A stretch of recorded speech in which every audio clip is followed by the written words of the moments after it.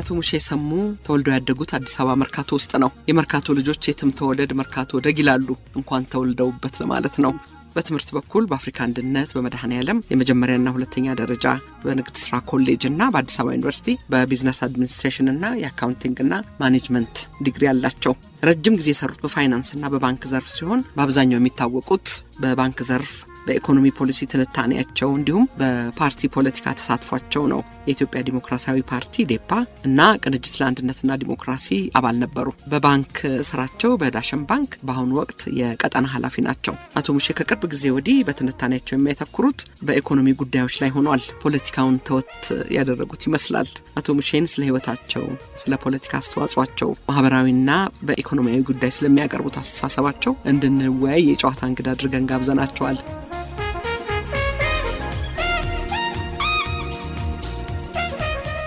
አሻም የተከበራችሁ አድማጮቻችን፣ ይህ የቅዳሜ ጨዋታ የእንግዳ ዝግጅት ነው። ከኛ ጋር የረፍት ጊዜያችሁን ስለምታሳልፉ እናመሰግናለን። ሸገር 102.1 የእናንተው ሬዲዮ።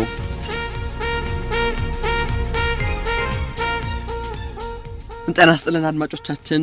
ዛሬም እንግዳችን አቶ ሙሼ ሰሙ ናቸው። ሙሼ በድጋሚ ስለተገናኘን ከልብ አመሰግናለሁ። ማዛኒም በድጋሚ ስለተገናኘን በጣም አመሰግናለሁ።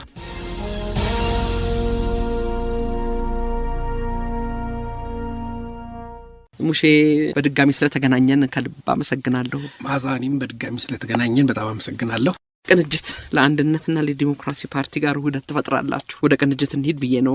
ትልቁ ምዕራፍ በኢትዮጵያ ምርጫ ታሪክ ውስጥ ይሄ ጊዜ ስለሆነ 97 እንግዲህ ምን ይላል ታዛቢና ተቺ፣ ፓርቲዎች የሚሯሯጡት ለውህደትም ሆነ ለምንም ምርጫ በሚደርስበት ጊዜ ነው ይላል። መወነጃጀሉም ክሱም መለያየቱም ከሩቁ በምርጫ አሸንፎ ወደ ፓርላማ መግባትን በምንመለከትበት ጊዜ ያጉጉት የሚፈጥረው ነገር ሊሆን ይችላል። ግን 1997 ምቹ ሁኔታ ስለፈጠረ ይሆን ቅንጅት እንደ ድንገተኛ ዱብዳ ሆኖ ይታየናል? ለኛ ዝርዝሩን አንተ ታውቃለህና እንድትነግረን ፈልጌ ነው። የተዋሃዱት ድርጅቶች ኢዴፓ፣ መድህን እና መኢአድ እንዲሁም ቀስተ ደመና ኢድሊ ናቸው አይደለ? ስለ እያንዳንዳቸው ለረሳነው ለማናውቀው ሰዎች እንድታስታውሰን ፈልጌ ነው። ቀስተ ደመና አጭር ጊዜው ነበር ይመስለኛል። ኢድሊም እንደዛው ከእናንተ ጋር ሲነጻጸር ወጣት ነው። ልጅም ነው፣ ልጆች ናቸው። እሺ ማዛ ምንድነው ወደ ቅንጅት ከመግባቴ በፊት ቅድም ያልሽው ጥያቄ መልስ ካላገኘ አንዳንድ ጊዜ እንትኑም ጉንጭ አልፋ ይሆናል። አሁን ስለ ታሪክ ሲወራ ብዙ ጊዜ የሚያስቸግረው አንዱ ነገር ምንድነው አቲንድ ሳይት ወደ ኋላ ሄደሽ ስትመለከቺ ብዙ ነገሮችን ያረምሽ ትመጫለሽ አይደለም? አስቸጋሪ ባህሪው ነው። ስተቶችሽን አርመሽ አንዳንዴ ደግሞ ጸዳ አርገሽ ታቀርበው ደጋግመሽ በዛ ነገር ውስጥ አይምሮሽ በማብሰልሰሉ አንዳንዶቹ ነገሮች በሚያስገርም ሁኔታ ጽድት ብለው ታያቸዋለሽ። አንዱ መሰረታዊ ችግር ይሄ ነውና ሰው ውሎ አድሮ ነገሮችን እያረመና እያስተካከለ በራሱ መዳረሻ ላይ ነው ስለ ቅንጅት የሚናገረው እንጂ ቅንጅት የተቋቋመበት መሰረታዊ ዓላማ ምርጫ ለማሸነፍ ነው። ሌላ ምንም ነገር የለም። አሁን ሰው ዝም ብሎ በስፋት የሚያው ይሄ ውህደት፣ አንድነት፣ ጥምረት ምናምን የሚለው ነገር በኋላ አይመጣም ጉዳይ ነው። ከተገኘው ድል ላይ ተመርኩዘን ነው ያመጣ ነው። ይሄ ከተገኘማ ለምን አብረን አንቀጥልም ነው የተባለው እንጂ ሲቋቋም የ6 ወር አይደለ? እንዳልኩሽ መጀመሪያ ይሄንን ማየት ይፈልጋል። አቲንድ ሳይት የሚታዩ ነገሮች ሁሉ ጊዜ ለሰው የጉዳዩ ባለቤትና በስሚ የሚመጣው እንትን ኮንፍሊክት አለው እና በተቻለኝ አቅም በወቅቱ ራሴን ወስጄ ለማስረዳት ነው የምሞክረውና ረጅም ጊዜም ስለሆነ አንዳንድ ነገሮች ከኢንድ ሳይት በሚመነጩ ማይበት መንገድ ያን የከረበረውም ሊለይ ይችላል። ግን በተቻለኝ አቅም ስዘጋጅበትም የከረምኩት እዛው ሄጄ እዛው ቀን ላይ ለማውራት ነው ሞክረው። አንደኛው ግንዛቤ እንድትይዝልኝ ነው፣ አድማጭም እንዲይዝልኝ ነው። ሁለተኛው ነገር ቅንጅት ለመፈጠር ገፊ ምክንያቶች ምንድን ነበሩ የሚለውን ማወቅ ይጠቅማል። ምክንያቱም መጨረሻ ላይ ሰው ከኢህአዴግ ጋር አቻ ፓርቲ አድርጎ ቅንጅትን በማየት ለተፈጠሩት እና ለተከሰቱት ነገሮች በሙሉ የሚወስደው አቋም ከዛ የሚመነጭ ነው። በወቅቱ እውነቱን ለመነጋገር ከኢዴፓ ውጪ የመጡት ፓርቲዎች ፕሮግራምም አልነበራቸውም፣ ሪዮት ዓለምም አልነበራቸውም። ኢዴፓ ብቻ ነው የነበረው። ቀስተ ደመና አንዲት A4 ሳይዝ ወረቀት ላይ የምትተጣጠፍ ፕሮግራም እሱ ነች። የዛም ፓርቲ ሰዎች ሰፋ ባለ የፕሮግራም ትንታኔ አያምኑ። ምክንያቱም ኢዴፓ ባለፈው እንደነገርኩሽ እነዚህኑ ሰዎች ቀስተ ደመናን የመሰረቱት በኢትዮጵያ ፖለቲካ ትልቅ ሚና የነበራቸው ሰዎች እነ ዶክተር ብርሃኑ፣ እነ ዶክተር ያዕቆብ፣ ፕሮፌሰር መስፍን እነዚህም ሰዎች ሁሌም ከኛ ጋር አብረው ሰርተዋል። ሁሌም ጋብዛቸዋለን እና ፕሮግራም ሰነዳችንን የፕሮግራም ማብራሪያ ሰነዳችንን ስናስመርቅ የሰጠናቸው ሰዎች ይሄ ሁሉ ጊዜ ማን ያነባል ብለውናል። እና ከዚህ መንፈስ ስለሚመጡ ሰነዳቸውም አንዲት ገጽ ነገር ነበረች እና የማህበራዊ ፍትህ ሶሻል ዲሞክራት ናቸው። ኢድሊ ሞር የብሔር ፖለቲካ ዝንባሌ ያለው አመራሮቹም ከዛ አይነት የፖለቲካ ባክግራውንድ የመጡ ሰዎች ናቸው። ዶክተር አለማየሁ አረዳ ያው ሲቪል ሰርቪስ ኮሌጅ ዲን ነበሩ እና ብሔር ተኮር አስተሳሰብ ሞር ኢንፍሉዌንስ የሚያደርጋቸው ሰው ነበሩና መያድን ታውቂዋለሽ፣ ህብረ ብሔራዊ ፓርቲ ነው፣ አርበኛ ፓርቲ ነው፣ የኢትዮጵያ አንድነት ማዕከል ያደረገ ነው። ግን ፕሮግራም ለመጻፍ ያን ጊዜ እየተንደፋደፈ የነበረ ድርጅት ኢዴፓ ነው ፕሮግራምም የነበረው። ከዛም በፊት በነበሩት ምርጫዎች ላይ ርዕዮተ ዓለምም ቀርጾ ማኒፌስቶ ማዘጋጅቶ ፕሮግራሙንም ደግሞ በሰነድ 450 ገጽ ሰነድ አብራርቶ የመጣ ፓርቲ ነው እና ወዴት እንደምንሄድ እናውቃለን። እኛ ፍላጎታችን ምን እንደነበረ ግልጽ ነን። ግን ምንድነው ከመያድ ጋር ስታወዳድሪው በሪሶርስም በመዋቅርም ያንስ ነበር። ከመያድም በጣም ያንግ ፓርቲ ነው በእድሜም። ከዛም የወጡ ልጆች ነው ኢዴፓን የመሰረቱት እና በወቅቱ እንግዲህ ገፊ ምክንያቶች ምንድን ነበሩ ብትይኝ ሁለት ናቸው ብዬ ወስዳለሁ። ገፊ ምክንያትና በወቅቱ ደግሞ የተፈጠሩ ጫናዎች ማለት ነው። ገፊው ምክንያት የኢትዮጵያ ሕዝብ ኢህአዴግ ሰልችቶት ነበር እውነቱን ለመነጋገር። ምክንያቱም ከመጣበት ጊዜ ጀምሮ አብዛኛውን 10 ዓመት የፈጀው በሰላምና መረጋጋት ዙሪያ ነው። የሀገሪቱን ኢኮኖሚ በመለወጥ የስራ ዕድል በመፍጠር የማህበረሰቡን ህይወት በማሻሻል ዙሪያ ምንም ስራ አልሰራ። ቀድሜ ልኩን ታጥቆ ጥበቃ ስራ ነው የሚያካሄደው እና ሰው ደግሞ መብላት፣ መጠጣት፣ መልበስ፣ መኖር፣ መማር አለበት። ለውጥ ይፈልጋል። ያንን ማካሄድ አልቻለም። ከዛ ከበረሃ ከመጣበት አንደበቱና ቋንቋውም አልተሻሻለም። ጠዋትና ማታ ማውገዝ ነው፣ መወጋገዝ ነው፣ ግምገማ ነው፣ አስልቺ ግምገማ ነው ያለው። ተቋማቶቹ ምንድነው ሰላምና ጸጥታን ለማረጋገጥ በንቃት የሚሰሩ ናቸው እንጂ የማህበረሰቡ ህይወት መለወጥ 10 ዓመት ቀላል አይደለም እና በየአመቱ በሺዎች የሚቆጠሩ ወጣቶች ይመረቃሉ። የማይመረቁት ደግሞ እልፍ ቁጥር የላቸውም እና ያ ሁሉ ማህበረሰብ የስራ ዕድል የለውም ወይ እንደ ድሮ መንግስት እንደሚያደርገው ስራ አይመድብም። ያው ደርግ ያጭቃል ነበር። ፋብሪካዎቹ ሰሩም አልሰሩም ሰው ከተመረቀ ይመደባል። ካልተመረቀም ደግሞ ማህበራዊ ጉዳይ የሚባል መስሪያ ቤት ነበር። ሰርቲፊኬት ይሰጥሽና በዛ ተራክሽን ጠብቀሽ ብቻ ስራ ታገኛለሽ። በነበረው ሁኔታ ያ ሁሉ ቆሟል። ምንም አይነት ተስፋ ሰጪ ነገር አታይም። እነሱም ኢኮኖሚው ላይ ምንም እንቅስቃሴ አልነበራቸውም። የሀገሪቱን ኢኮኖሚ ለማሻሻል በመሰረተ ልማትም አዳዲስ የስራ ፈጠራ እድሎችን በማምጣት በኩል ስለዚህ ሰው ሰልችቶት ነበርና ኢህአዴግ የሚባለውን ድርጅት ማስወገድ የሁላችንም ቋንቋ ነበር። አንዱ ገፊ ነገር ይሄ ነው እና ድርጅቱ ቅንጅት ብለሲንግ ኢን ዲስጋይዝ ነው ሆኖ የመጣው እንጂ ሪሊ በውይይት በክርክር በመድረክ ላይ በሚፈጠረው የሀሳብ ልውውጥ ዳብሮ የመጣ አባል አይደለም። እንደውም አንድ ሰው ምን ይላል፣ በምራቅ የተጣበቀ ነው ይላል ቅንጅት። እውነት ነው፣ ትንሽ መጋነን ቢኖረው እና አንደኛው ገፊ ምክንያት ይሄ ነው። ሁለተኛው ነባራዊ ሁኔታ ምንድነው? ሰው በምርጫ ለማሸነፍ ተደጋግማችሁ ብንመርጣችሁም አልቻላችሁም። ለምሳሌ የሚገርምሽ ነገር አንዳንድ ወረዳ ላይ 92 ያደረግነው ምርጫ ላይ ኢዴፓ 10,000 ድምጽ ሊኖረው ይችላል። ኢህአዴግ 12,000 ነው። ሌላ አንድ ተቃዋሚ ደግሞ ሌላ 5,000 ኖሯል። አብረን ብንሆን ኖሮ 15,000 ድምጽ ይዘን እናሸንፈው ነበር እና ማህበረሰቡ ወይ ተባበሩ ወይ ተሰባበሩ የሚባል መፈክር አከል ነገር መጥቷል። ሌላው ገፊ ምክንያት ይሄ ነው። በተለይ አመራሩ ላይ የነበረው ጫና ትሪመንደስ ነበር። ሁሉም ፓርቲዎች ላይ የሀገሪቱ ውስጥ ያሉ ታዋቂ ሰዎች በሙሉ ጫና ያሳድሩ ነበር እና እውነቱን ለመነጋገር ኢህአዴግ የሰለቸውም የጠላውም ወይንም ደግሞ አንገቱ ጋር የደረሰበት የኢህአዴግ አባል ያልነበረው ብቻ አይደለም። የኢህአዴግ አባልም የኢህአዴግም አመራርም ሰልችቶት ነበር። ድርጅቱ ራሱን መለወጥና ትራንስፎርም ማድረግ ስላልቻለ ማለት ነው። ስለዚህ እነዚህ ሁለት መሰረታዊ ገፊ ጉዳዮች ተደምረው ማህበረሰቡም ደግሞ ኢዴፓና መያድ በተለይ ለረጅም ጊዜ በሰሩት ይሄ ማህበረሰቡን የማንቃት ስራ አጂቴትም የማድረግ ማንቃት ስልሽ ወደ ተሻለው ነገር ብቻ ሳይሆን ኔጌቲቭ ካምፔን በማድረግ ማህበረሰቡ የማስተባበር ስራ በመሰራቱ እነዚህ ነገሮች በጣም ለም መሬት ፈጥረዋል፣ ፈርታይል ግራውንድ ፈጥረዋል እና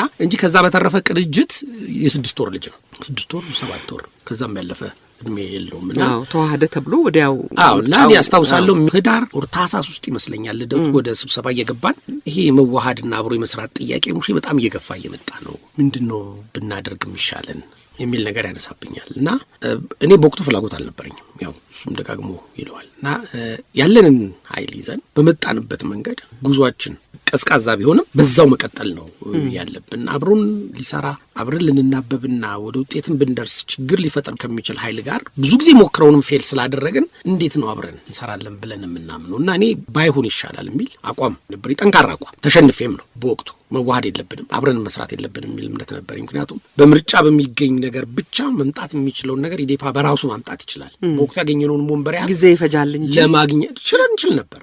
ከቅንጅት ጋር ሆነን ያመጣነውን ወንበር ኢዴፓ ያጣል። ያው ለአራት አይነት ከፋፈል ነው። ስለዚህ የድርሻችንን እንወሰን ነው። ያንን ያህልማ መጀመሪያውኑ ማምጣት እንችላለን። ሌሎች ፓርቲ ሳክሪፋይስ እንከፍላለን እንጂ ሌሎች ፓርቲዎች ወደ ምክር ቤት እንዲገቡ የራሳችንን ጉልበት እንሰጣለን እንጂ እኛ የምናገኘውን ነገር ቅንጅት ውስጥም ሆነ ከቅንጅትም ውጭ ሆነን አናጣም። ለምሳሌ 62 ወንበር ነው ለአዲስ አበባ ምክር ቤት ያን ያህል እናገኝ ነበር። እንደውም ከዛም የበለጠ ልናገኝ የምንችልበት እድል ነበር።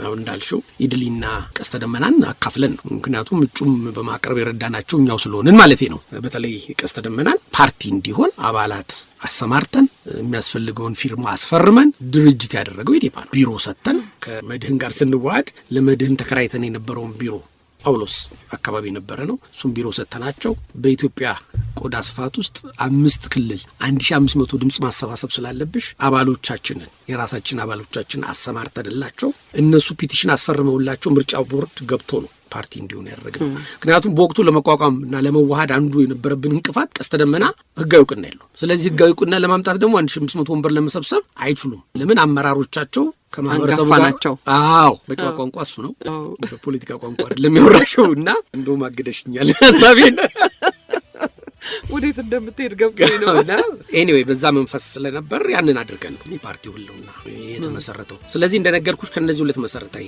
ገፊ ምክንያቶች በመነሳት ነው። ሙሼ የምርጫውስ ነጻና ዲሞክራቲክ ይሆናል የተባለው በመንግስት በኩል የነበረው እሱን ሳይድ መሰለሽ። አሁን ለምሳሌ በእርግጠኝነት መናገር ባልችልም በተደጋጋሚ አንዱ ይነሳ የነበረው ነገር ቀስተ ደመና ውስጥ የነበሩትን አመራሮች ብዙ ጊዜ ዓለም አቀፍ ማህበረሰብ ሪች ያደርጋቸው ነበር እና ይሄ ምርጫ አሁን የምትዩ እንዲሆን የዓለም አቀፍ ማህበረሰብ ግፊት ስለነበር እነሱም ወደ ምርጫ ውስጥ እንዲገቡ ግፊት ነበረባቸው። ከራሳቸው ለኢትዮጵያ ህዝብ ዲሞክራሲያዊ ሰብአዊ መብት ምናምን ሪስክ ለመውሰድ ጭምር አይደለም። ዓለም አቀፍ ማህበረሰብ እነሱም አንዳንዴ ይናገሩታል። አሜሪካ በነበርኩበት ጊዜ እንግሊዝ መንግስት የተለያዩ ሰዎች አግኝተውን በኢትዮጵያ ውስጥ የተሻለ ምርጫ እንደሚካሄድና የምትገቡበትና ምርጫውንም የራሳችሁን ኮንትሪቢዩሽን ብታደርጉ የሚል ቃልም ነበራቸው። ወደ መጨረሻም ስናይ የዓለም አቀፍ ማህበረሰብ ተሳትፎ ልክ የራሳቸው ሀገር ምርጫ እስኪመስል ድረስ ነው። በጣም አልቃ ገብነት እንዳልኩሽ ቅንጅት አንዱ ወደፊት የሚገጥመው መከራ የዚህ ውጤት ነው። አሁን በኢዴፓ ውስጥና በመያድ ውስጥ ያለፍነው ሰዎች ትግላችን ህይወታችን ብለን የገባን ሰዎች ነን። በኋላ የተቀላቀሉን ሰዎች አንደኛ ምርጫ መምጣቱን ከግምት ውስጥ አስገብተው ነው። ሁለተኛ ደግሞ ዓለም አቀፍ ማህበረሰብም እንደው ጋራንቲም በዩ ወይንም ደግሞ ምርጫው መልኩ የተሻለ ይሆናል የሚል ቃል ስለተገባ ነው። ማህበረሰቡን ደግሞ እንውሰደው እንግዲህ ከደርግ ኢህአፓና ከደርግ ከሜሶን ግጭት በኋላ ፖለቲካን በጣም የሚፈራበት ወደ ፊት ፖለቲካ መምጣትን የሚጠላበት ሁኔታ ስለነበር እንዴት ያንን መሻገር ቻለ? እንደውም አንዱ ጥያቄ እሱ ነበር። መሻገር ቻለ የሚለው ነገር እናዋለን። እንግዲህ አስታነሹ ሌላው ትንታኔ የሚፈልግ ነገር ነው። እንግዲህ በዚህ ማዕቀፍ ውስጥ ሆኖ ነው ስለዚህ አብረን እንስራ ወይንም አብረን መሆን አለብን የሚል ነገር የመጣው። ምናልባት እንደው ማንሳትም ካለብህ አላቅም በኋላ የምናነሳው ይሆናል። ተጋፊ የሆኑ ፐርሶናሊቲዝ ነበሩ አይደለ? እሱም የሚመች ነገር አይመስለኝም። አሁን ቅድም አንስተዋል በገደምዳሜ፣ ግን ወደፊት የሚሆነውን ነገር ስንነጋገር ምናልባት በድፍረትም ተብለናል። በቃ እኛ ከሌለንበት ወይ እኛን ካልተቀበላችሁን ህዝቡ ፊት የትም አትደርሱም። ስለዚህ በዚህ ውደት ውስጥ መካተት አለባችሁ ወይንም አብራችሁን መስራት አለባችሁ ይባል ነበር፣ ምንም ያለ ፍርሃት። ግን አክቹዋሊ የነበረው ነገር እንዳልኩሽ በእኛ በኩል ኢዴፓ ተሳስቷል ብዬ የማስበው በወቅቱ ከነዚህ አሁን በወቅቱ ከተሰበሰቡት ሰዎች ጋር እስከምን ርቀት ሄዳለሁ የሚለውን ነገር ለመገምገም ዝግጁ አልነበር። በመሀል በሙቀቱ መጠለፍ ፈጥሯል እና መሳከር መጣ። መሳከሩ ጠልፎት ፓርቲውን ግለሰቦች ገነው ወጡና አመራሮቹም ጭምር ማለት ነው ቅንጅቱ ነው። ምክንያቱም ፓርቲ እያለ ከፓርቲው ውጭ ያሉት ሰዎች ሌላ ፓርቲ ሆኑ። በጣም አንዱ ፈተና የነበረው ነገር ያ ይመስለኛል። እና በቅንጅቱ ውስጥ መቀጠልና አለመቀጠል አወዛጋቢ ነገር የሚያደርገው ኢዴፓ ሁል ጊዜ ጉዳዮቹን ቤቱ ነው የሚፈታው በባህሪ። ስለዚህ ውጪ ብትሄጂም ሌላ ቦታ ተልከሽ ብትሄጂም ተላኪ ነሽ፣ መልእክተኛ ነሽ እንጂ ፓርቲውን አትወኪም። ይሄ አሰራር ስለነበር ብዙ ጊዜ ኮንፍሊክቶች ነበሩ። ለምን አመራሩ እየተመለሰ ከኛ ጋር አይሰራም? እና በኋላ እስከነጨራሹ የፓርቲው ስራ የቅንጅት ስራው ቅንጅት ውስጥ የሚሰራው ስራ የኢዴፓ ስራ ሆነ እና የራሱ ኢንፍሉዌንስ ነበር። እና እንደውም ምንድነው ቅንጅትን ስንፈጥር ምን አይነት ፓርቲ ጋር ነው አብረን መስራት የሚባለውን ነገር እንዴት እንዴት ነው የምንሰራው? ለምሳሌ እናንተ ማህበራዊ ፍትህ ነው የምትከተሉት፣ ኢዴፓ ሊበራል ዲሞክራሲ ነው የሚያራምደው። እነሱ ርዕዮተ ዓለም የላቸውም። እነሱም ገና ርዕዮተ ዓለም እየፈለጉ ነው። እንዴት ነው አብረን መስራት የምንችለው? ስለዚህ መሰረታዊ ነገሮች እናምጣ ተባለና 3 ነገሮች ላይ ነው የወሰንነው። መጀመሪያ አንደኛ በኢትዮጵያ አንድነት የሚያምን ቤዚክ የሆነ መነሻ፣ ሁላችንም ሳንጠራራ በየቤታችን ተማምነን ቁጭ ያልንበት ጉዳይ። ሁለተኛው ነገር ደግሞ በነጻ ገበያ ኢኮኖሚ ስርዓት የሚያምን እና ሶስተኛው ነገር ደግሞ አብሮ ከዚህ ፓርቲ ጋር በሚወጣው ሰነድ ላይ ተባብሮ ለመስራት ዝግጁነት ያለው የሚል ነው። ሌላ ምንም የለም። በእነዚህ 3 ነገሮች ላይ መግባባት ላይ ከተደረሰ አብረን ለመስራት መነጋገር መጀመር ይቻላል ተባለና የብሔር ፓርቲዎችን አስወገድን።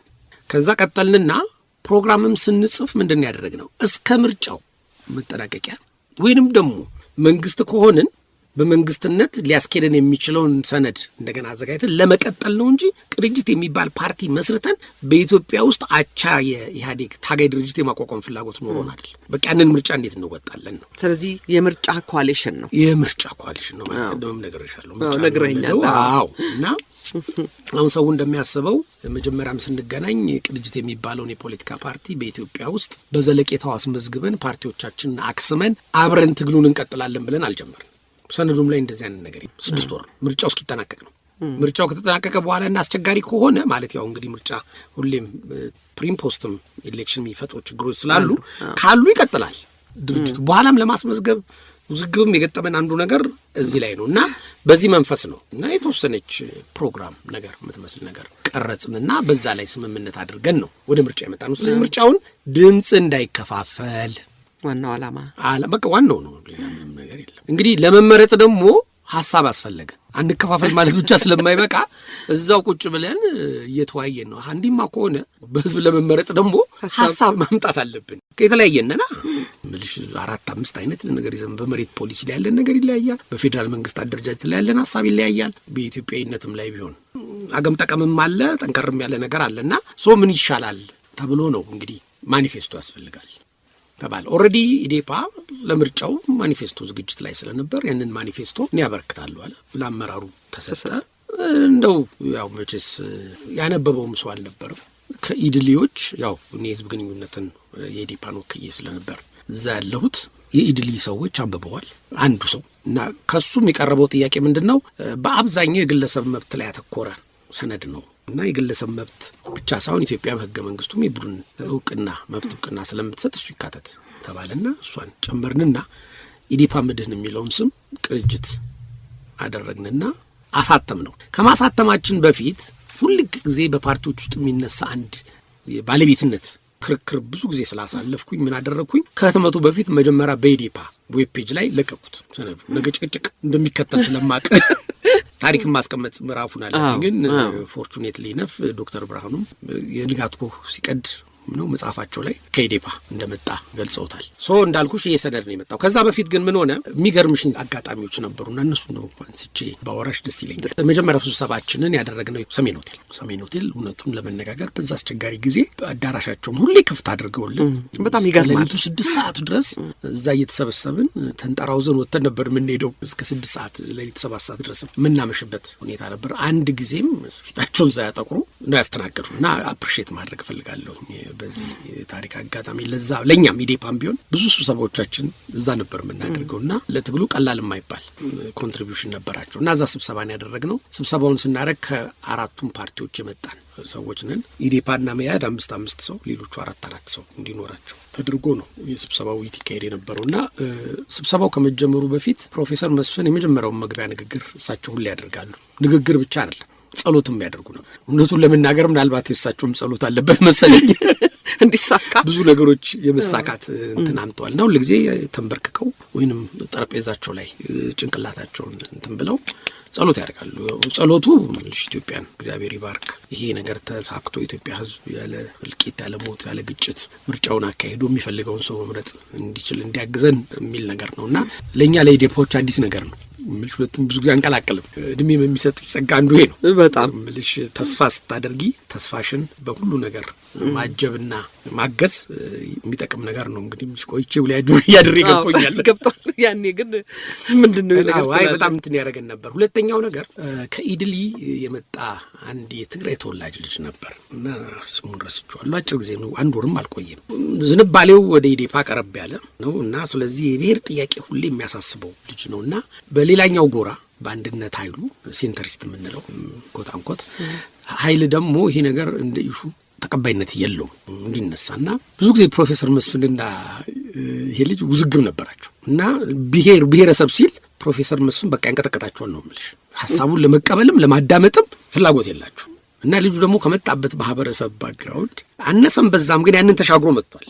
እንዴ በጣም ትልቅ ከዛ አካባቢ ማህበረሰብ ፈጽሞ የምንብረ ብሔራዊነት ነው ኢትዮጵያ በብሔር የተደራጀች ብሔር የፈጠራት ሀገር ነች የሚለውን አሳሰብ ሰብሮ ነው የመጣውና እሱ እንኳን አኮሞዴት ማድረግ አቅቶን ስለነበር ሁሌ አሁን አትሂንድ ሳይት ነው ማወርሽ እና በኋላ አንድ ወርም አልቆየም ከዚህ ስብስብ ጋር እንዴት መቀጠል ይቻላል ብሎ መሰለኝ ጥሎን ሄዷልና በእንደዚህ አይነት ሁኔታ አኮሞዴት ማድረግ እያቃተን ሰብረው እየመጡ እኛን እየተቀላቀሉ ያንንም ሪኮግናይዝ ማድረግ እያቃተን ብዙ ሰዎች የኢትዮጵያን ሪያሊቲም መገንዘብ መሬት ላይ ያለውን ነገር ፈልጋለሁ እና ሁለተኛው ነገር ገና ሳንመሰርተው ግብ ውስጥ እያለን ፕሮፌሰር መረራ ይወጡና ኢንተርቪው አጌንስታስ አሜሪካ ያደራጀው የካፒታሊስቶች ጥርቅም በደርግ ቋንቋ ማለት ነው።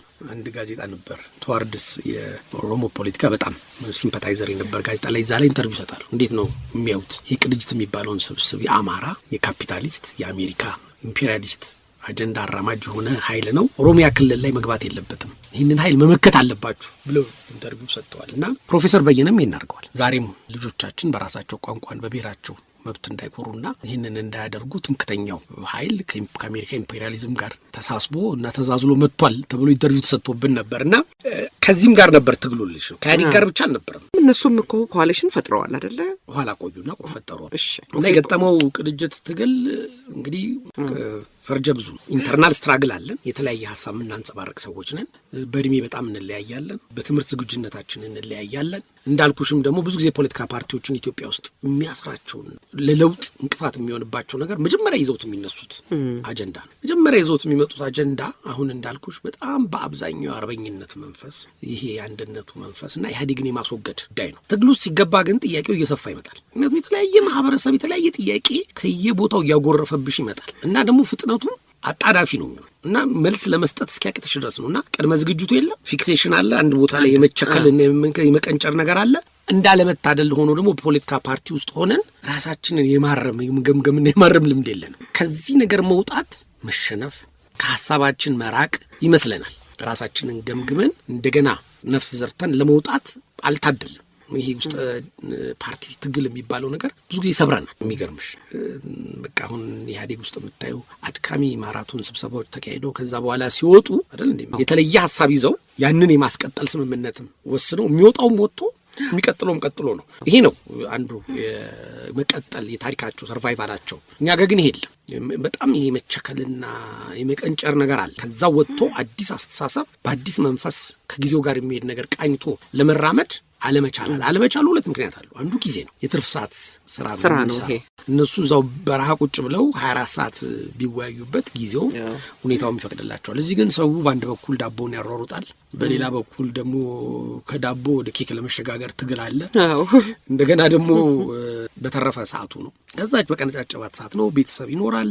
አንዳንዴም እኮ ተደብቀሽም ነው እውነቱን ለመነጋገር ጫናውን መቋቋም ያቀትሽና በአካባቢሽ በሚፈጠርብሽ ተጽዕኖ ውስጥ በምታምኙ ደረጃ አለም ትግል ውስጥ ያለሽው እና ማህበራዊ መሰረታችንም ፈታኝ ነው። ምክንያቱም በተለይ አሁን በዚህ ጊዜም በምልሻውን ቅንጅት በመጣበትም ጊዜ የጠራ ማህበራዊ መሰረት ለመፍጠር የሚያስችል ነባራዊ ሁኔታም አልነበረም። የማህበረሰቡም የንቃተ ህሊና ደረጃ ስለ ፖለቲካል ኢኮኖሚ ያለው ግንዛቤ፣ ስለ ፖለቲካውም ያለን ግንዛቤ ውስን ነው። ውስን ነገሮች ናቸው እና በሚያስደነግጥሽ ሁኔታ ግን መጀመሪያ ኢዴፓ ታሪክ ላይ ነገርኩሽ እስቲ ትንሽ ሂዱ ያሉን ሰዎች ብቅ ማለት ጀመሩ። አንዳንዶቹ እስከነጨራሹ ቁጭ ብሎ ጠረጴዛ ላይ ከኛ ጋር ተወያይ ሆኖ መጡና እውነታቸውን ነው አልኩ። ሂዱ ያሉን የትግሉ መስዋዕትነቱን የመክፈል ሳይሆን አስተማማኝ መደላድል ሲፈጠር ትግሉን የመረከብ ዝግጁነት ነው የነበረው። ሌላው ደግሞ በኋላ ቅንጅትን የሚገለው ነገር ይሄ ነው። ቅንጅት ጡንቻ ፈርጥሞ መንግስትን ትከሻ ለትከሻ መጋፋት ሲጀምር በየአይነቱ ማመልከቻ መምጣት ጀመረ። ወደ ቅንጅት አካባቢ መምጣቱ መናገር የማይፈልገው ሰው ረጃጅም ማመልከቻውን እየያዘ ፒኤችዲውንም ማስተርሱንም የስራ ልምዱንም ይዞ መምጣት ጀመረ። ትግል ሳይሆን የቅጥር ማስታወቂያ ወጣ ነበረ የሚመስልሽ እና ለትግሉ የሚያስፈልገውን መስዋዕትነት የማሰብ የምናምን ነገር አለ። እንዴ በቃ ከነዚህ ነው ያልሻልም ወይ እና በመጣም እኮ ልመረጥ ተቀባይነት ላገኝ እችላለሁ የሚል ሲቪ መምጣት ጀመረ እና ወደ እነዚህ ችግሮች ናቸው እንግዲህ እናያቸዋለን። አሁን እንግዲህ መግቢያው ላይ ነኝ ያለሁት። ስለዚህ ምስረታውንም ገና አልነካውብሽም። ሙሼ እንግዲህ እንደው እዚህ ላይ ያዝኩት እኔ የቅንጅትን እንቅስቃሴን በሶስት ብንከፍለው አልኩኝ። የሰርግ ዝግጅት፣ የጫጉላ ወቅትና ከዛ በኋላ ያለውን የፍቺ ጊዜ ብንለው እንደው ለሁላችንም በሚገባ ቋንቋ ከሰርጉ በፊት ነው። በርበሬ ቀጥሱ ላይ ነው አንተ ያለው። አዎ ሽማግሌ መላኩ ላይ ነኝ። ያው ሁላችንም ሽማግሌ እየላክን ነበር አይደል? ልክ ነው። ስለዚህ እንግዲህ ስብሰባዎቹ ተጀመርኩሽ እንዳልኩሽ ነው። ፕሮፌሰር መስፍን በጸሎት ይጀምራሉ። ከዛ በኋላ ደግሞ ከስጋታቸው ነው የሚነሱት። ብዙ የሚያቆስላቸው ነገር ነበረ መሰለኝ። ምልሽ ፓርቲ ሲያዋህዱ ሲያፋቱ ሲያጋቡ ስለኖሩ የመጀመሪያው ጥያቄያቸው እንግዲህ እነሱና ብላክ ቦርድ ላይ በዲያግራም ያሳዩናል። ይሄንን ከፍታ ነው ማሰብ ያለብን እኛ እዚህ ነን ይሉና ከታች ጥቂት ክቦች ይሰራሉ። በመሃል ላይ ደግሞ የተወሰኑ ምናምን ይሉና መጨረሻ ላይ ጥቂቶቹን ያደርጉና ከዛ በላይ ኢትዮጵያን ያደርጉና መታሰብ ያለበት ይሄ ታችኛውም ይሄ ማለኛውም አይደለም፣ ይሄ ከፍታ ነው መታሰብ ያለበት እና ለዛ ከፍታ ሲባል ይሄንን ሁሉ አንድ የማድረግ ስራ መስራት አለብን የሚል ሁላችንንም ወደ አንድ የማምጣት ወይንም ስጋታቸውን አስረግጠው ነግረው ወደ ስብሰባ የመግባት ነገር ነበርና የራሱ አስተዋጽኦ ነበረው። እውነቱን ልንገርሽ፣ ምክንያቱም ሁላችንም በየልባችን በየጭንቅላታችን ይዘነው የምንመጣው ውጥንቅጣል። ለግለሰቦች ያለን አመለካከት አለ፣ ለፓርቲዎቹ ያለን አመለካከት አለ።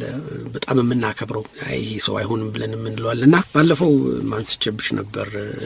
አንድ ኢህአፓ ከፍተኛ አመራሪ ነበር ሰው ኢህአፓ በከፍተኛ አመራር ሲመናመን አለኝ። በሰው ለማሟላት ፈለግንና ወደ ታች ያሉትን አባላቶች ቼክ ማድረግ ጀመረናል እና እስቲ ይመረጥና ይምጣ ተብሎ ትምህርቱ መጣል እና የማዕከላዊ ምክር ቤት ወር የዞን አደረጃጀት ላይ መሰለኝ። ከዛ እገሌ ይባላል። እገሌ እኮ ትላንትና ገና ከሱቅ እየተላከ የሚገዛ ልጅ ነበር። እገሌ እሱማ እንደዚህ አይደለ እንዴ? ኒኮ ምልከው ልጅ ነው። አይናችን ውስጥ የሚገባ ሰው ጠፋል። ራሳችንን ከወጣንበት ማህበረሰብ ነጥለን ወስደን ሰማይ አድርሰነው አለ። ትላንትና እኮ እዛው ነበርናል ረስተነዋል አለ። ከዛ ሰው እንዴት ይሙላል? አይናችሁ ሰው ሞልቶ ትግሉን ለማስቀጠል የሚያስችል እድልም አጣናል። እና ቅንጅት ውስጥም አንዱ ያጋጥም የነበረው ይሄ ነው። ከየትም ቦታ ይዘውት የመጡት ሰብዕና አላቸው ሰዎች። ያ ሰብዕና ሁሌም ቻሌንጅ ነው።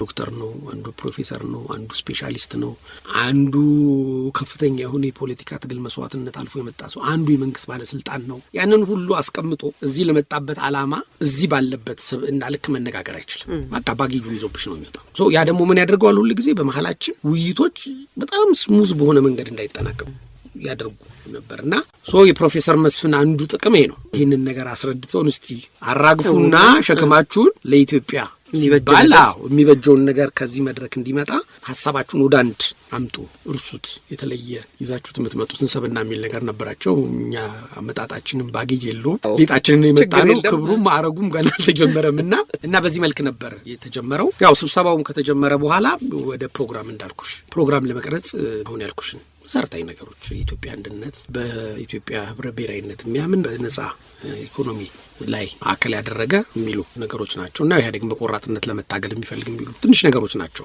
መነሻዎቹ።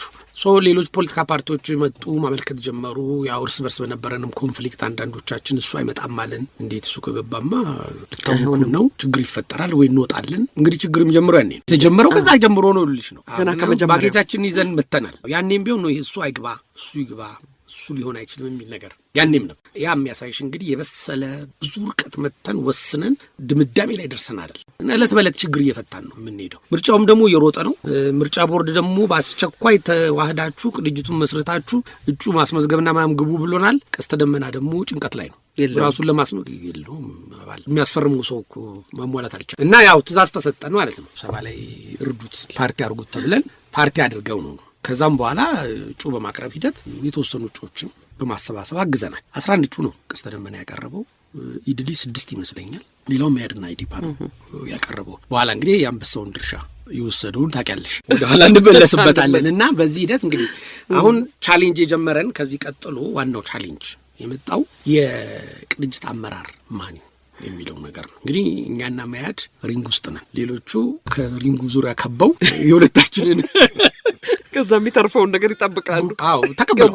መጀመሪያውም እነሱ እኛ 5 እነሱ 4 ስንሆን እኮ ግልጽ ነው ለእኛ የሰጡን የፓርቲያችንን እንትን ሰብናንሳው ፓርቲው ያደረገውን መስዋዕትነት ከግምት ውስጥ አስገብተው በጣም አፕሪሼት የሚደረግ ነገር ነው። አዎ እዛ መንፈስ እስከ መጨረሻው መቀጠል አልቻልንም እንጂ እና ሪንግ ውስጥ ኢዴፓና መያድ ተፋጠዋል እና ምን ይሻላል፣ ማን ሊቀመንበር ይሁን፣ ምክትል ሊቀመንበር ማን ይሁን፣ ቅንጅት እንዴት ይመራ የሚል ነገር መጣ።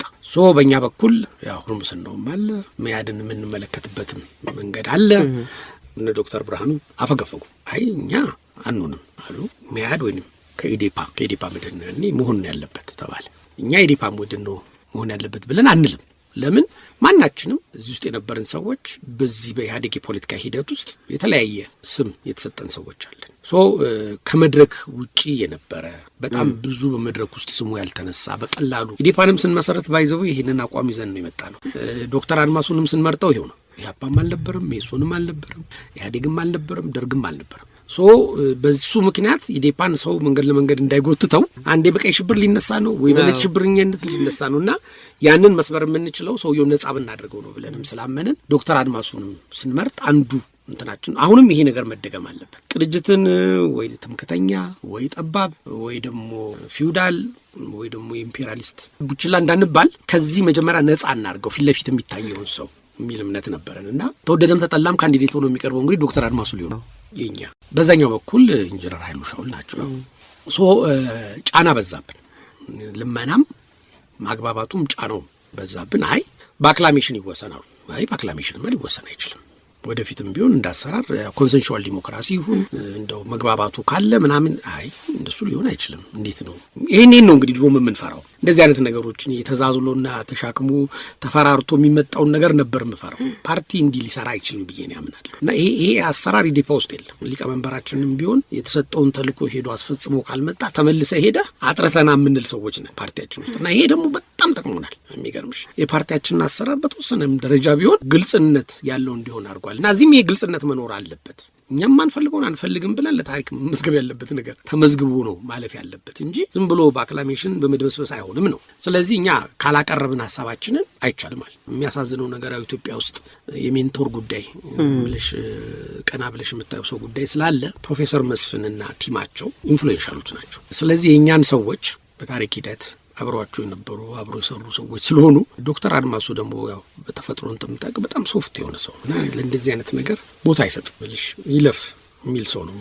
ገለል ብሎ የሚያሳልፍ ሰው እንጂ እንደዚህ አይነት ግትር የሚል ሰው ስላልነበረ እኔ መሆን አልፈልግም ማለት እንደውም እስከነጨራሹ ይሄ ስብሰባ ላይ እኛ በጣም ማቹር ያደረግን ሰው ነን፣ የምንግባባ ሰዎች ነን። በፓርቲ ብሎክ ድምጽ መደረግ የለበትም። ኢንዲቪጁዋልስ በራሳቸው ፍላጎት ይወስኑ አሉ። እንግዲህ መፈላቀቅ የተጀመረው ያኔ ነው ማለት ነው። እየጀመረ ነው ማለት ነው። ፓርቲ መፈልቀቅ ማለት ነው። አንድ ፓርቲ በፓርቲነት አብሮ መጥቶ ስብሰባ ከገባ በኋላ አይ ሙሼ ለብቻው፣ ልደቱ ለብቻው፣ ዶክተር አድማሱ ለብቻው፣ ዶክተር ኃይሉ ለብቻው፣ አቶ ክፍሌ ጥገነ ለብቻው ድምጽ ይስጥ። ይሄ ደግሞ እነሱ በነበራቸው ኢንፍሉዌንስ የመጣ ነው። እኛ ደግሞ ፓርቲ ይዘን እንሄድ ነውና የፓርቲ ጉዳይ ነው፣ አደራም አለብን። ስለዚህ የፓርቲያችን ጉዳይ እዛ መራመድ አለበት የሚል አቋም ነበረን፣ አቀረብን። ኢንጂነር ኃይሉ ሻውል መሆን የለባቸው ማለት እና አድማሱ ካልሆነ ዶክተር ብርሃኑ ይሻላል ወደሚለው አዘነበልንና ዶክተር ብርሃኑ ሎቢ ያደረግን። አንተ እንግዲህ በታሪክ ዳራ ውስጥ ረጅም ጊዜ ሆነዋል። በዚህ በኢህአዴግ ውስጥ የነበረ ተሳትፎም ውስን ነው። የምትታወቀው እንደው ምንድነው በማህበራዊ አንቂ ያኔ ቃሉ ማለት ወይ አክቲቪስት አሮን ነው ብቻ ማህበረሰብ ውስጥ ቀጥተኛ የፖለቲካ ተሳትፎ ሳይሆን ያለው በተለያየ መንገድ ማህበረሰብ ውስጥ የኢኮኖሚ አሶሲዬሽን ምን እንደዚህ አይነት ማህበራዊ ጉዳዮች ላይ ነው ያለውና አንተ ሁን አልነው እምቢ አለ። አይ ምንም በቃ ግልጽ የሆነ ንጥቂያ ነው የሚሆነው። መያዶች ይሄን አይቀበሉ ያስቸግራሉ። ስለዚህ በግድ ከነሱ የመሆን እድሉ ነው ያለው አለን። ሞከርን 2-3 ጊዜ ያነጋገር ነው ፈቃደኛ ያለውንም ዶክተር አድማሱም ቢሆን ከፓርቲያችን ቢመጣም እንደውም በዚህም ጉዳይ በጣም ብዙ ኮንፍሊክት ፓርቲያችን ውስጥ ተፈጥሯል። እሱም እምቢ አለ።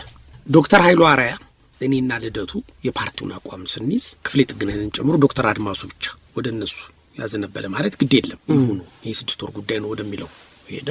ቮት ከመደረጉ በፊት አቋማችንን አቀረብን። አንደኛ ይሄ ፓርቲ ቅድም እንዳልነው አሁን ገና ሲወጣ እየተባለም ስለሆነ በፕሮፌሰር በየነ ጴጥሮስም በፕሮፌሰር መረራም እየታማ ነው። እንደገና ደግሞ በዚህ ላይ ኢንጂነር ኃይሉ ሻውልን ስናደርግ ስራችን ለመስራት እንቅፋት ይፈጥርብናል። ሰው ኢንዲፔንደንት የሆነ ሰው ብናደርግ ነው የሚሻለን። ይሄ ካልሆነ አደጋ ላይ እንወድቃለን። ደግሞ ገጠመን ትልቁ ካምፔን የተካሄደብን በትምክተኝነት በጠባብነት በምናምንም በሚል ዘመቻ ነውና ሀሳባችን አቀረብን። አሁን እዚህ ለመድረኩም ስለማይመጥን ቻሌንጅ ያደረግንበት መንገድ እሱን ለዘለለው። ከዛ ያው በብሎክ ሳይሆን በቮት ኢንዲቪጁዋል ቮት ተባለ። ኢንዲቪጁዋል ቮት ተደረገ። ኢንዲቪጁዋል ቮት ሲደረግ ኢንጂነር ኃይሉ ሻውል ሲመረጡ እኔ ማመልከቻዬን አስገባሁኝና ወደ ፓርቲ መልሱኝ፣ ከዚህ አካል ጋር መቀጠል አልችልም ብዬ እዛው ጠረጴዛ ላይ አቶ ልደቱ ዋና ጸሐፊያችን ስለነበር እዛው ጠረጴዛ ላይ አስቀምጬ ኮቴን አንስቼ ስብሰባውን ረግጬ ወጥቼ ሄድኩ። የኔም ትግል እዛ ጋር ነው የጀመረው ከዚህ ፓርቲ ጋር ማለት ነው።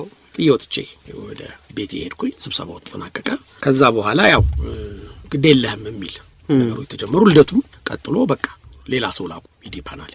ከዚህ በኋላ አመራር አድርጋችሁ የምትልኩትን ሰው ላኩ። ምክንያቱም ይሄ ኃይል በዚህ መንገድ ከቀጠለ ብዙ ነገሮች እየተጨፈለቁ ብዙ ነገሮች ፈተና እየገጠማቸው ነው የሚቀጥለው። ከዚሁ ዲሞክራሲ መለማመድ አለብን። ኢንጂነር ኃይሉ ሻውልም ቢሆን በምርጫ በቮት ማመን አለባቸው፣ በቮት ከተሸነፉ መቀበል መቻል አለባቸው በሚል ከዛ ፓርቲያችንም እንደገና ፕሊ ያቀረበልን ዶክተር ብርሃኑ ነጋ ያን ጊዜ ወደ አሜሪካ ሄዶ ከአሜሪካ እንደተመለሰ ከፕሌን እንደወረደ መጥቶ ቀጥሮኝ ሀራምቤ ሆቴል ተነጋገርን። በመቀጠልና ለመቀጠል ጉዳይ ላይ አብረን እንድንሄድ ፈልገዋል።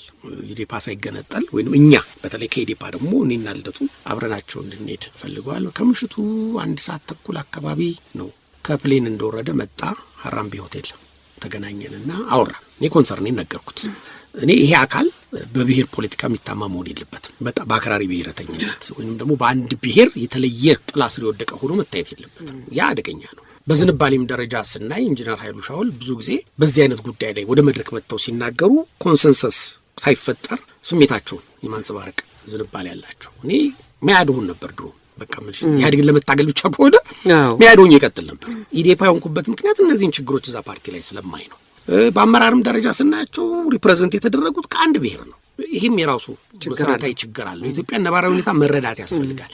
ህብረ ብሔራዊ ነኝ ማለት በስም ብቻ መሆን የለበትም፣ በተግባርም ነው። እስቲ መያድ ሪፕሬዘንቴሽኑን ያሳየን። የሌላ ብሔር ስብጥር ከአመራሩ ጀምሮ እስከ ማዕከላዊ ምክር ቤቱ ድረስ አንድም የሌላ ብሔር ሰው ልጠሪ የሚችልበት እድል የለሽም። በተለይ ስራ አስፈጻሚው ይሄ በጣም ቻሌንጅ ነው የሚያደርገን። ሌሎች ክልሎች ላይ ሄደን ተወዳደር ለማሸነፍ ያለውን ሁኔታ ያበላሻል። ይሄ ያው እንግዲህ ግድ የለም እኛ አለን እንግዲህ ያንኛ አለን ከምን እንደሚመነጭ ይገባሻል። ስለዚህ እኛ አለን ይሄንን ቻሌንጅ አብረን ነው የምንወጣው። እንደዚህ አይነት ነገርም ካጋጠመ በአስቸኳይ ጠቅላላ ጉባኤውን ጠርተን ከስልጣን እናወርዳለን። ለ6 ወርም ነው ችግር የለው። ለ6 ወር ታገሱ፣ በጋራ ይህን ችግር እንፈታለን ተባለና እንደገና ተመለስን። ያው ይሄ በሆነ በአጭር ጊዜ ውስጥ እንግዲህ ቅንጅት ለአንድነትና ለዲሞክራሲ ፓርቲ ሆኖ ተመሰረተ ማለት ነው። ከኢዴፓ 5 ከሚያድ 5 ከቀስተ ደመና 4 ከኢድሊ 4 ሰዎች የያዘ ማዕከላዊ ምክር ቤት አቋቁሞ ስራውን ጀመረ ማለት ነው።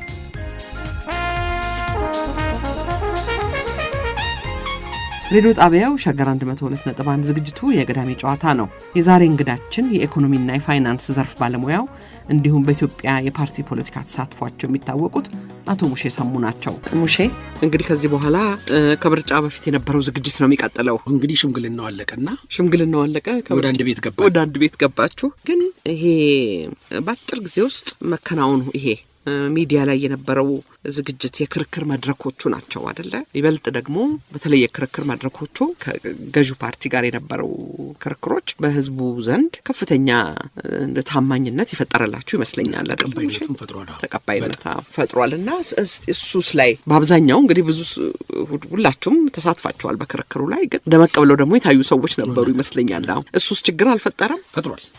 ጥያቄ የለውም። ቁም ነገሩ አሁን እንግዲህ ከዛ የሚቀጥለው ነገር ነው ምልሽ። ከዛ በፊት ለምሳሌ ብዙ ፈተናዎች ቅንጅት አልፏል። የመጀመሪያው እጩ ማቅረብ ላይ ቻሌንጅ ሆነ። ምንድነው የሆነው? ሰው ጠፋ። ምክንያቱም አይደለም ያው እንግዲህ ሁላችንም ፓርቲ በችኮላ የማይተማመኑባቸውን ሰዎች ሁሉ አምጥተው እውነት ነው ሁላችንም አምጥተው የሰፈር ዱርዬ ምናምን እያሉ ይቅርታ ይሄን ለማለት ችግር የለውም። እናን ነበር ምንም የሚዋሽ ነገር አይደለም። ምልሽ የሰፈር ዱርዬ የሚባለው ሰው ምልሽ ኢትዮጵያ ውስጥ ኦፖርቹኒቲ አጥቶ የተቀመጠ በመንግስት ደረጃ የተባለው ዱባና ነው ስለኛል። ኤኒዌይ እነዚህ ሰዎች እንግዲህ ለሀገራቸው ባለው ነባራዊ ሁኔታ ኮንትሪቢዩት ለማድረግ ፈቃደኛ ሆነው የመጡ ሰዎች ናቸው። የኢትዮጵያ ሕዝብ ሁሉ ዱርዬ ነው ከተፈለገ ለኢህአዴግ መልስ ነው ምልሽ። ሁላችንም በኢህአዴግ እይታ ዱርዬ ነን፣ ስርዓቶች ነን፣ ህይወታችንን ለመምራት ስንንከራተት የምንውል ሰዎች ነን እና አብዛኛው የኢትዮጵያ ወጣት በዛ ጊዜ ከዚህ ያለፈም ትርጉም አልነበረውም እና ከየትም ደግሞ ሰው ጠፍጥፎም አይመጣም ነበር እምልሽ። ወንጀለኛ ከሆነ ልክ ነሽ፣ ወንጀለኛ ሰው ነው፣ ይሄ ህገወጥ ነው። እሱም ማን ይፈቅድለታል? ተቀጥቶ ካለፈ 2 ቅጣት የለም። ከዚህ ማን ይፈቅድለታል ለመመዝገብም? እና እንግዲህ አገሪቱ ያው ኢህአዴግም እኮ ገባ ብለን ብናይ እናውቃቸዋለን። ግን ምንድነው ለነሱ የሚመቻቸው ነው። በኋላ እርስ በርሳችን ስንጣላ ወይንም ደግሞ ሽኩቻው ስንገባ አንዳችን የቀረጽንበትን መንገድ ይህንኑ ዝንባሌ በደንብ እንዲያሳይ አድርጓል። ሶ ምንድነው ኢዴፓ ከዚህ ዝግጅት በፊት ከቅንጅት ዝግጅት በፊት የ3 ወር ካምፔን አካሂደናል። አዲስ አበባ ላይ ችግር አልነበረብንም። ያው ኢዴፓ በጣም ማቅረብ አንከርድ የሆነ ፓርቲ ስለነበር ከበቂ በላይ እጩ ነው የነበረን። አዲስ አበባ ምክር ቤትም 23 ለተወካዮች ምክር ቤትም ያቀረብነው 67 ደግሞ ለአዲስ አበባ ለራሱ ምክር ቤቱ በደንብ አዘጋጅተን ጨርሰናል። እንደውም የነበረው የትኛው የት ይሁን ማንን ምን ላይ እናርግ የሚለው ነው ግብ። ከዛ ወጣንና 3 ወር የፈጀ በ3 በ4 ቲም ተከፋፈልንና አንደኛው ቲም ከአዲስ አበባ ተነስቶ እስከ ወለጋ ጠረፍ ድረስ፣ አንደኛው ከአዲስ አበባ ተነስቶ ሶማሌ ፊልቱ ድረስ፣ አንደኛው ከአዲስ አበባ ተነስቶ እስከ አዲግራት ትግራይ ድረስ፣ አንደኛው ቲም ከአዲስ አበባ ተነስቶ እስከ ኬንያ ጠረፍ ድረስ በቲም ተከፋፈልን። 1 ወር የፈጀ ካምፔን ነው። አንዳችን ለ1 ወር ነው የምንወጣው። በቃ አንድ መኪና ተከራይተን ቀድመን ሰው እንልካለን። አባል እዛ አባል ሄድና ስብሰባ አደራጅቶ ቢሮ ምናምን አዘጋጅቶ ይጠብቀናል። ማህበረሰቡ ጋር ውይይት እናደርግና እጩ መሆን የሚችል ሰው አዘጋጅተን ወደሚቀጥለው እናልፋለን። እኔ በአጋጣሚ ደቡብ ነው የሰራሁት። 1 ወር ከምናምን የፈጀብን እና በዛ መስመር ያለውን ማህበረሰብ ኢዴፓን በተለያየ መንገድ የሚያውቀው ሰው ማለት ነው። አባል አልነበረም፣ ግን የኢዴፓን አሰራር፣ አካሄድ፣ ፖለቲካ ርዕዮተ ዓለም ግንዛቤ የተቀበለ ሰው ከተሞቹ ላይ ነው ደግሞ እውነቱን ለመነጋገር ያደረግነው እና አንዳንድ ቦታዎችም ላይ ቀድመን ሰዎች ልከን እዛ ሰክሰስፉል የሆነ በዚህ መንገድ ኦልሬዲ ተደራጅተን አዘጋጅተናል። አሁን እንግዲህ የአባላት ጥራት የምትይው ነገር ላይ ጥያቄ ሊነሳ ይችላል። ምን ያህል ሪሊ ኢዴፓዎች ናቸው? ቅንጅትን ታዩ መጀመሪያ ኢዴፓ መሆን ያስፈልጋል። ምን ያህል ኢዴፓ ነበሩ ብትይ በተወሰነ ደረጃ ኢዴፓ ግንዛቤ ያላቸው፣ በተወሰነ ደረጃ ኢህአዴግ ጥላቻ ያላቸው፣ ለውጥ ይፈልጋሉ፣ ሰልችቷቸዋል። ለትግሉ ማዘጋጀት ይቻላል። በስልጠናም በውይይትም በተለያየ መንገድ ማብቃት ይቻላል ያልናቸውን ሰዎች ነው። ብዙ ጊዜ የምንቸገረው የነበረው ለክልል ምክር ቤቶች ነው። ቁጥሩም ብዙ ነው፣ ሰውም ፈቃደኛ አይደለም። እምልሽ በክልል ፍራቻም አለ። አንዳንድም ሰው እንደ ስራ ይወስደዋል። የኛውን የተወካዮች ምክር ቤትን አዲስ አበባ መጥቶ 5 ዓመት ደሞዝ እየተከፈለው ቤት ተሰጥቶት መኖርን እንደ ኦፖርቹኒቲ ስለሚወስደው እነዚህም ችግሮች ነበሩበት። ግን ዝግጅት አድርገናል። ብቻ በእኛ ባለን ሪሶርስና ባለን አቅም ያክል በኢትዮጵያ ቆዳ ስፋት ሰፊ ካምፔን አድርገናል። ፍላየርስ፣ ፓምፍሌት እናዘጋጃለን። አንዴ ስንነሳ አንድ ጊዜ መንገዱ ላይ ያለውን በሙሉ ሰርተን ነው ለ1 ወር ያህል መንገድ ላይ እና ደግሞ የዛሬን ኢትዮጵያ አታስቢ። መንገድ የለም። አዎ አብዛኛው ፒስታ መንገድ ነው፣ ውስጥ ለውስጥ ነው። አንዳንዴ መንገድ ይጠፋናል። አንዳንድ ጊዜ በእርግጥ ዛሬ ደግሞ መንቀሳቀስ ሪስክ ነው።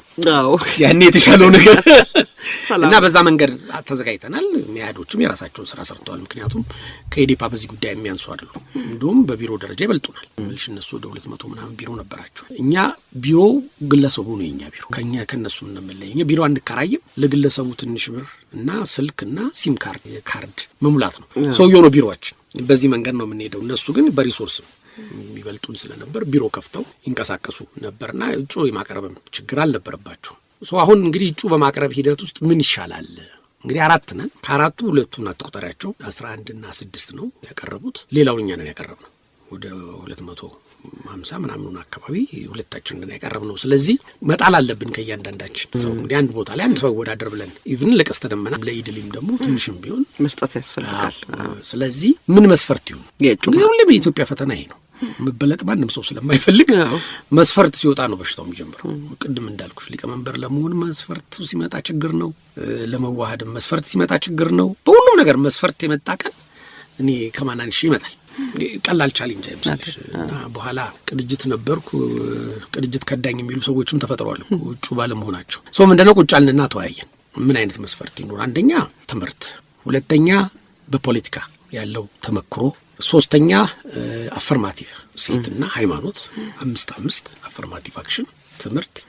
እኛ ኢንሲስት አደረግን ትምህርት ትልቁን ድርሻ እንዲያደርግ አደረግን። ያው ከኛ ጋር የቀስተ ደመና ሰዎችም በትምህርት ያላቸው እምነት ኢንፍሉዌንስ አደረገና ወደ 60% ወደ 70% ትምህርት አደረግ ነው። እኛ ብዙ መጀመሪያ ማስታወቂያ ስናወጣ ወይም ሄደን ስንመለምል ዲግሪ ያለው ሰው ብለን ነው። ቅንጅት ይመጣል ብለን አይደለም። ቢያንስ ከትምህርት ጋር ግንዛቤው አለው ለማስረዳትና ግንዛቤ ለመፍጠር አያስቸግርም የሚል እምነት ስለነበረን ነው። ይህንን ተቀበሉና ገባን ወደ እጩ። ስለዚህ አንድ ኮሚቴ ተቋቋመና ሰነዶች ቀረቡና እጩዎችን መፈተሽ ጀመርን። አሁን እዚህ ላይ ምን ሆነ? የሚያድ ሰዎች ከቀን ወደ ቀን ቁጥራቸው እየቀነሰ የኢዴፓ ሰዎች እየጨመረ መጣ። እሱ ብቻ አይደለም። አንዳንድ ቦታ ላይ ከፍተኛ የማይድ አመራሮችም ወደቁ። አሁን ስማቸውን ማንሳት አይጠቅምም እና ከፍተኛ አመራሮቻቸው ማለት ነው ስራ አስፈጻሚ ውስጥ ያሉ ሰዎች አንፎርቹኔትሊ ኢንጂነር ኃይሉም ጥያቄ ላይ ወደቁ። በእኛ በኩል የቀረበችው ሶፊያ ነች። በትምህርት ደረጃቸው ሁለቱም ማስተርስ ናቸው። በኢትዮጵያ የፖለቲካ ትግል ተመክሮ እኩል ናቸው። እሷ ኢህአዴግ ከገባ ጀምሮ ትግል ውስጥ ስለነበረች አፈርማቲቭ አክሽን 5 ስታገኝ እንደዚህ አይነት በጣም አጣብቂኝ ውስጥ የሚከቱ ነገሮች መጡ። በእርግጥ ያው ሶፊያን እናስወጥተናል። አንዳንድ ቦታዎች ላይ ቻሌንጅ እንደዚህ ገጠሙ እና ያንን ለቀቅን። እስከታች ድረስ በዚህ መንገድ እንድንለቅ ፍላጎት ተፈጠረ። ይሄማ አሁንም በቃል በፕሪንሲፕል ያለ መመራት ችግር ነው እና በመርህ ማንሄድ ከሆነ አብረን መቀጠላችን ነገም ከነገ ወዲያ መካካድ የሚያመጣው ይሄ ነው። እንዴት ነው እንደዚህ የምንቀጥለው? ተፋረሰ። ሌሊት 8 ሰዓት ሁላ 9 ሰዓት 10 ሰዓት ቁጭ ብሎ ነው የሚሰራው ይሄ ኮሚቴ። ማጥጩ ነው የነበረው እና በተወሰኑት ላይ ተስማማን፣ በተወሰኑት ላይ መስማማት አልተቻለም። ለምሳሌ ሀዲያ ላይ ያቀረብነው እጩ በጣም አጨቃጨቅን። የፕሮፌሰር በየነ ጴጥሮስ የቅርብ ዘመድ ናቸው። እንደሚያሸንፉ እርግጠኛ ነን። ታዋቂ መምህር ነበሩ። እሳቸውን ነው እኛ ያቀረብነው በማህበረሰቡ ጥቅም በትምህርታቸው። እነሱ ያቀረቡት ደግሞ ሰው ጠንካራ ታጋይ ነች፣ ግን እንዳልኩሽ የዚህ መስፈርት የምታሟላ ሰው አልነበረችም። እንደዚህ አይነት ኮንፍሊክቶች እንግዲህ መፈታት አቃታቸው። በዚህ መሀል ተንጠልጥለን እያለ መያዶች ሌሊት ስብሰባውን ያቋርጡና በሚቀጥለው ቀን ሄደው አባሎቻቸውን በሙሉ ያስመዘግባሉ ከኛ እውቅና ውጭ።